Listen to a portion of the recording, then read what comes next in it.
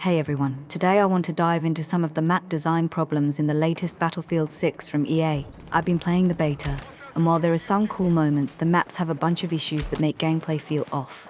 I'll go through each one, point out what's wrong, and suggest how they could fix it. Let's start. The first map I want to talk about is Liberation Peak. It has 6 flags or objectives to capture instead of the usual 5. Just so you know, this is one of the larger maps in Battlefield 6, but it's still pretty small compared to maps from older Battlefield games. For a 64-player conquest mode, this map feels too cramped, with really short distances between objectives. If you look at the layout, the NATO side on the left can get to C faster than PAX on the right. Once they capture C, they can overlook E and have a clear advantage from there. You might think F has the high ground advantage, but in practice it doesn't put much pressure on players at C because a mountain blocks half the sight lines. By the time PAX captures F and E, NATO has usually already taken A, B and C. Then it turns into a fight for D, and once again F feels useless unless you're just hanging back on the hill for sniping.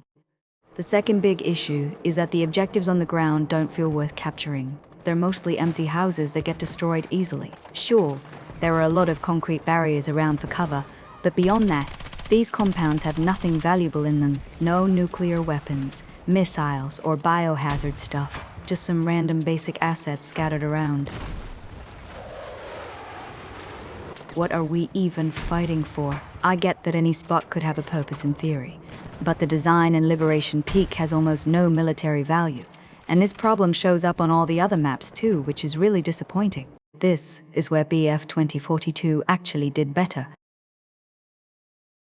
To make it more fun, they need to tweak the layout, drop it down to 5 flags, add more playable space around C, and remove that mountain between A and F, and possibly add tunnels to connect them. Don't need to be too complex, just a simple rotation routes.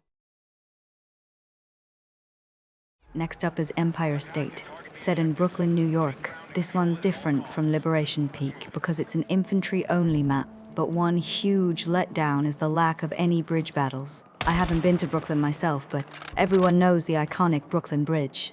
In the current design, the objectives are just crammed into a few buildings, and that's it. No fighting on the bridge, no boats or transports on the water. The bridge is basically just background decoration. There's a Manhattan Bridge map mentioned on the official site, but it's disappointing that the Brooklyn Bridge isn't playable. If that's playable, it would mean adding way more assets on both sides, which is a ton of work. The objective layout is another disappointment. A and E are more isolated, with 3 flags crammed in the middle where most of the action happens. B and D are the 2 main buildings connected by a short bridge, and C is right under it. Yeah, they just threw some concrete barriers and containers around C and called it an objective. From my experience, this has to be one of the most brain-dead designs in a Battlefield map.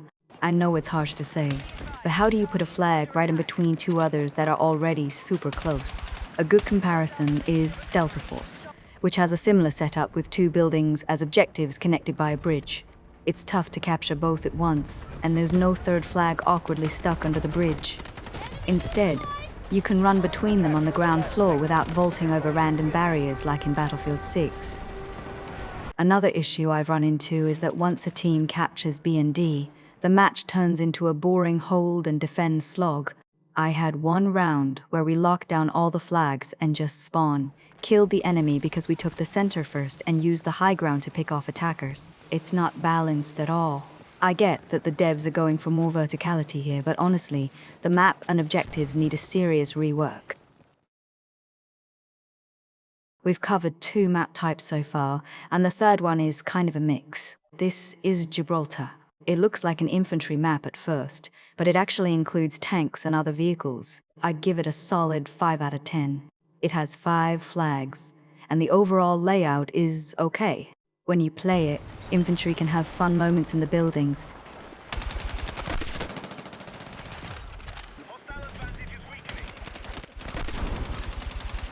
especially around spots like that bathtub area. You know what I mean. Vehicle players get their share too, circling the map on the main streets and racking up kills from A to E. It's a cheeky design if you ask me, but it's not perfect. Just like those Mediterranean spots in real-life LoL.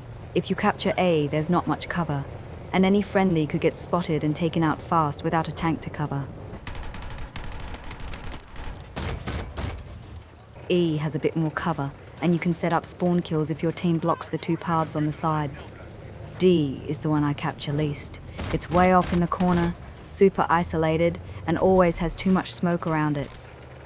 The main problem is there are just too many buildings, and not all of them are accessible, kind of like in GTA 5.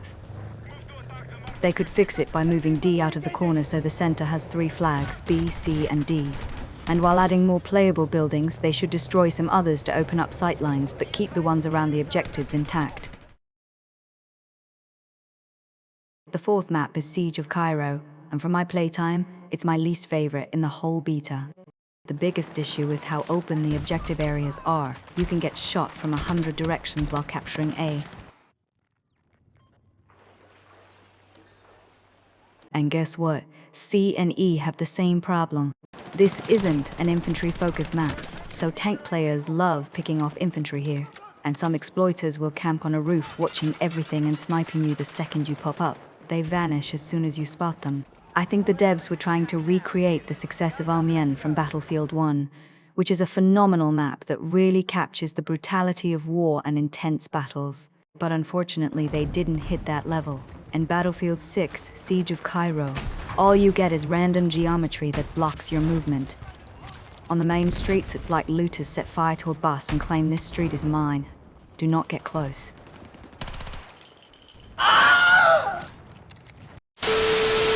For some players, this map definitely gives off Battlefield 3 vibes because the urban environment. I don't want to spend more time on this one, so let's just pretend it doesn't exist. RIP, Siege of Cairo, 2025-2025. Overall, there are only 4 maps in this beta, and we haven't even gotten to play Firestorm, which was a massive map back in Battlefield 3 and 4. The lack of truly large maps for 64 players shows that the developers, or whatever Battlefield Studios they're calling it, don't have the experience needed for solid map design, balancing vehicles and infantry, or overall gameplay. Every time they say they're going to improve things for the fans, it ends up being stuff like adding extra containers and concrete barriers, just like in Battlefield 2042. Fundamentally, they're not up to creating a great game. Thanks for watching.